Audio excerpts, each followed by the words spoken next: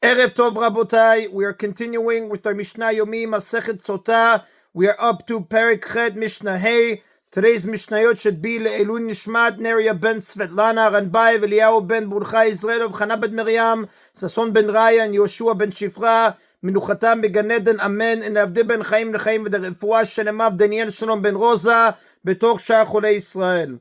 The Mishnah returns to the speech made to the Jewish army at the border. After the Kohen anointed for war stated 3 exemptions that we mentioned in Mishnah 2, the officers add a 4th. ויסבו השוטרים לדבר אל העם ואמרו מי האיש הירא ורך אל לבב ילך וישוב לביתו. It is stated in Dvarim chapter 20 verse 8, the officer shall add. Now this verse is spoken by an officer and repeated by another officer in speaking to the nation, and they shall say, who is the man who is frightened and faint of heart? Let him go and return to his house, and let him not melt the hearts of his brothers like his heart. This person has the same law as the men listed in Mishnah 2, that he goes with the army to the border where he is exempted from fighting, but he must help behind the lines. The Mishnah cites 3 opinions as to the meaning of who is frightened and faint of heart. Rabbi Akiva says, Hayareh v'rach halevav k'mashma'o, who is frightened and faint of heart, should be understood according to its simple meaning,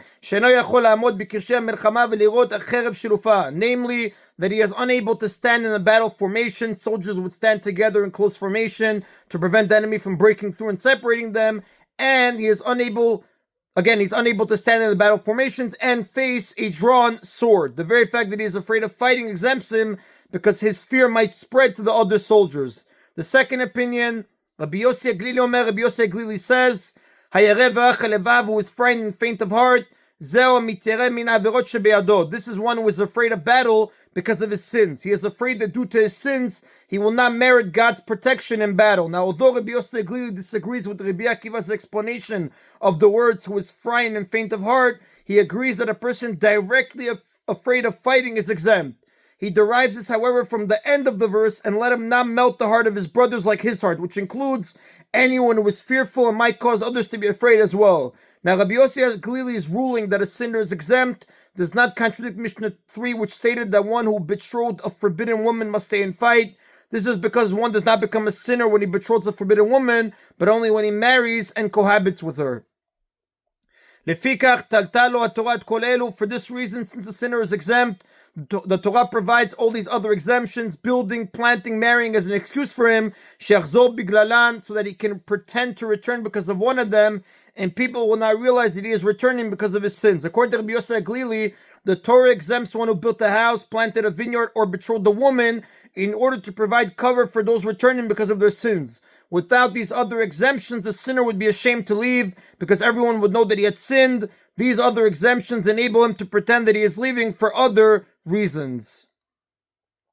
The third opinion, Rabbi Yossi ben Chalafta says that the verse refers to a sinner, but only a certain type of sinner. For example, the husband in any of these forbidden marriages, almana lekohen gadol, a widow to a kohen gadol, girusha v'chalutza lekohen idiot, a divorcee or chalutza to an ordinary kohen, mamzeret untina leIsrael, mamzeret or netina to a regular Jew, bat Yisrael mamzer or natin, or a regular Jewish woman to a mamzer or natin, which are biblical prohibitions. This is the one who is frightened and faint of heart, meaning a person may return from battle only because of biblical sins such as these, and not because he has violated rabbinic prohibitions. This is unlike Rabbi Yossi Aglili, the second opinion of the Mishnah, who holds that regardless of whether the sin is biblical or rabbinic, the sinner returns home. According to Rabbi Yossi ben Chalafta, the third opinion, a Kohen married to a Chalutza is actually not exempt from army service, since this is only a rabbinic prohibition.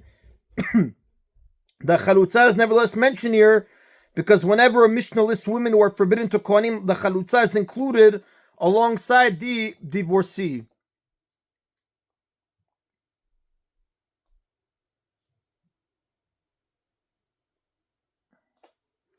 And that is the end of Mishnah Hey. After presenting the words of the Kohen and the officers, the Torah's passage concludes with this verse. This is Mishnah Vav. והיה ככלות השוטרים לדבר אל העם ופקדו שרי צבאות בראש העם.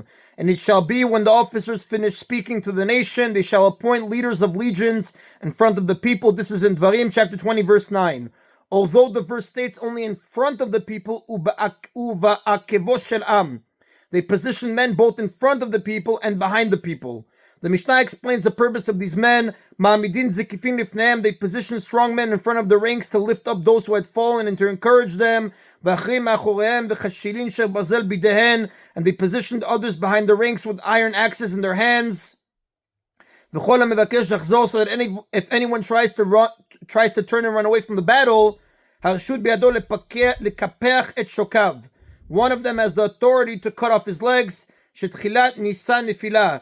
This is necessary because flight is the beginning of downfall. A downfall of an army can begin with the flight of a few soldiers. So one who runs away endangers the lives of others. This being so, he is deemed a rodef, a pursuer, one who pursues another person to kill him, even if that is not his intent. In order to stop a pursuer, it is permissible to injure or even kill him. Now, the words of the Mishnah Tchilat Nisan Nefilah literally mean the beginning of flight is downfall. However, it should be understood as though it were written the other way. Tchilat Nefilah Nisa. The beginning of defeat is flight. Shneimar, as it is stated, Nas Yisrael ifnei Pelishtim v'gam megefa gedula hayta ba'am. Israel fled before the Plishtim, and there was a great slaughter among the people. This is in the book of Shmuel, book 1, chapter 4, verse 17. The great slaughter took place after Israel began to flee. Ule'alanu omer, and later on it says something similar. Vayanusu anshe Yisrael mipnei Pelishtim vayiplu chalalim v'gomer. The men of Israel fled from before the Plishtim, and they fell slain, etc. This is over there in chapter 31, verse 1. And that is in Abu Tayyib today's Mishna Yomi. Baruch Adonai le'olam. Amen v'amen.